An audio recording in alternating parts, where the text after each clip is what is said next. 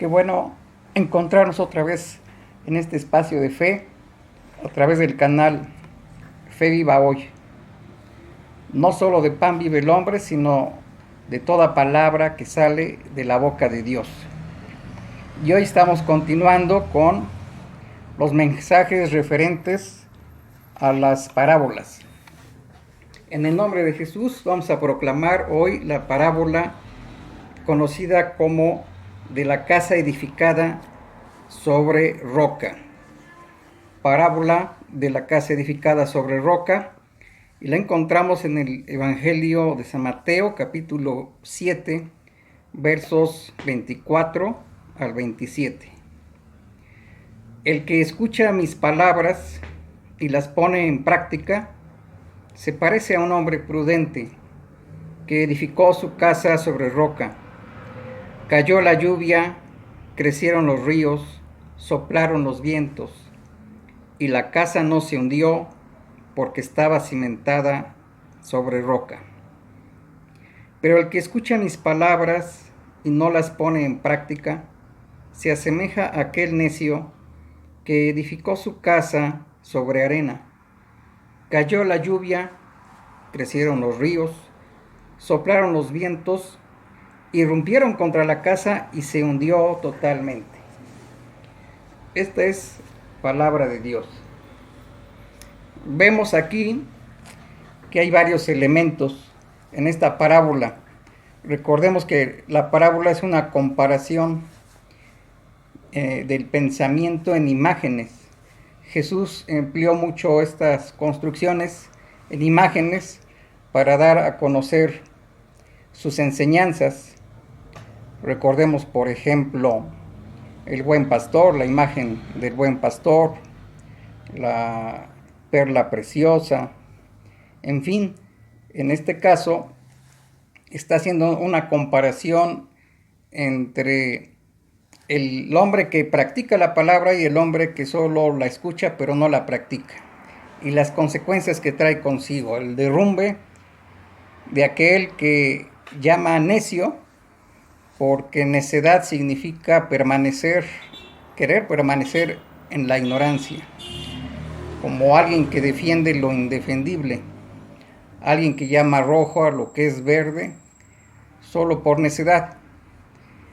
Y en este caso hay que entender que esa necedad surge porque no queremos asumir la verdad que tenemos enfrente. Hay dos lecturas que podemos relacionar con esta parábola.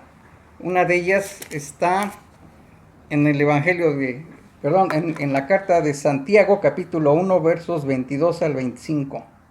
Nos dice así: pongan por obra lo que dice la palabra y no se conformen con oírla, pues se engañarían a sí mismos. El que escucha la palabra y no la practica es como aquel hombre que se mira en el espejo, pero apenas se mira, se da vuelta y se olvida cómo es. Todo lo contrario, el que fija su atención en la ley perfecta de la libertad y persevera en ella, no como alguien que lo oye y se olvida, sino como activo cumplidor. Este será dichoso al practicarla. Aquí está el apóstol Santiago señalando otra comparación. Dice, el hombre que no practica la palabra es como aquel que se mira en el espejo, pero tan luego se da la vuelta, se olvida de cómo es. Y ciertamente la palabra de Dios es para nosotros como un espejo, porque allí encontramos nuestra identidad. Allí vamos a saber quiénes somos, el valor que tenemos y el valor que tienen todas las personas. Es un espejo porque la palabra es la revelación que hace Dios de sí mismo y de su obra, y nosotros somos parte de su obra. Pero si solo la vemos y no la practicamos y le damos la vuelta, entonces olvidamos quiénes somos y nos engañamos a nosotros mismos. Entonces la necedad tiene que ver también con una forma de engañarse uno mismo. ¿Cuántos sermones habremos escuchado? Cientos tal vez, o más. ¿Y cuántas veces hemos practicado esa palabra que escuchamos? Ojalá que muchas veces, ojalá que no estemos en el supuesto del hombre necio cuya edificación se derrumba. Pero lo dice bien claro, aquel que no practica la palabra se está engañando a sí mismo. Es como si alguien nos invitara a un banquete y nos pone enfrente todo en la mesa, los manjares, la comida, y nosotros tan solo la vemos, pero no la degustamos, no la comemos, nos retiramos. Y nos preguntarán, ¿por qué no comiste? No, ya la vi, ya con eso me conformo. Pero no te alimentaste. Estás huyendo ese alimento que también la palabra por definición lo es. La palabra es un alimento. Si no lo practicas, no lo haces tuyo, si no lo haces vida en ti, solo ves el menú, pero no estás comiendo el alimento.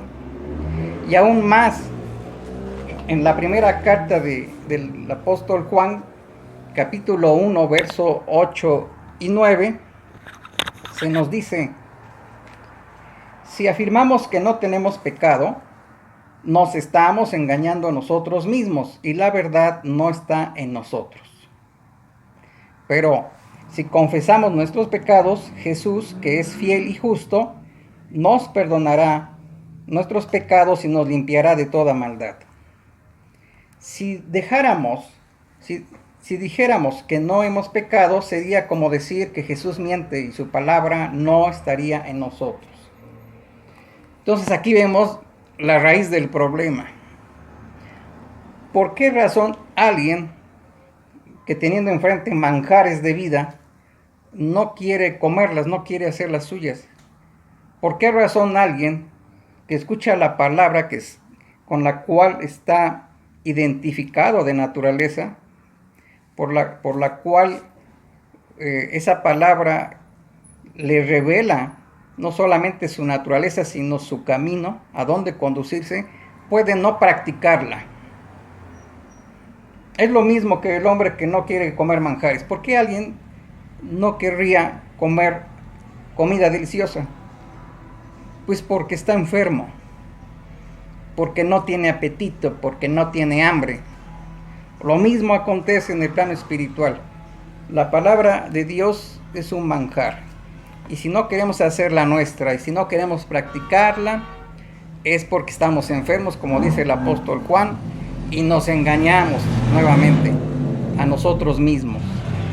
Pero nos está dando la solución. Confiesen ese pecado, confesemos las faltas, aquello que no puede mezclarse con la pureza de la palabra, aquello que nos inhibe para llevar a cabo los mandamientos de Dios. Una vez que se confiesa la persona de sus faltas, ya surgirá en él esa hambre de Dios, esa hambre de pertenecerle. No habrá ningún obstáculo entre Dios y él, no habrá ningún abismo que lo separe. Al contrario, esa palabra la va a hacer suya, la va a encarnar, y como dice también en las cartas que acabo de leer, va a traer consigo un gozo enorme. Lo mismo que acontece cuando comes un banquete, te llenas de alegría. Pues cuánto más te vas a llenar de alegría cuando la palabra la vivas.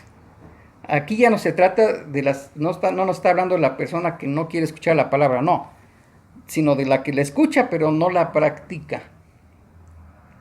Del que tiene el pan, pero no tiene hambre.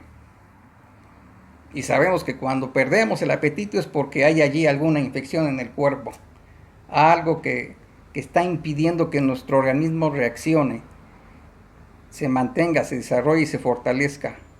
Lo mismo acontece en el alma, algo que está infectando el alma impide que tengamos esa hambre de practicar la palabra. Entonces, a librarnos de esos pecados y confesar esas faltas para que nos liberemos de todas esas infecciones y resurja el hambre y podamos vivir la palabra y entonces gozarnos de ella.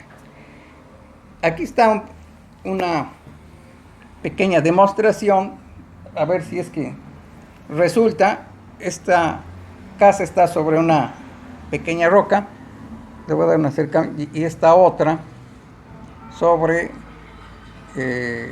un montículo pequeñito de arena. Nos dice la escritura que llegan las tormentas, el agua, y la casa que estaba construida sobre arena cae. El espacio es pequeño, fíjense, no hubo trampa, lo que pasa es que aquí se atoró con esta pared, pero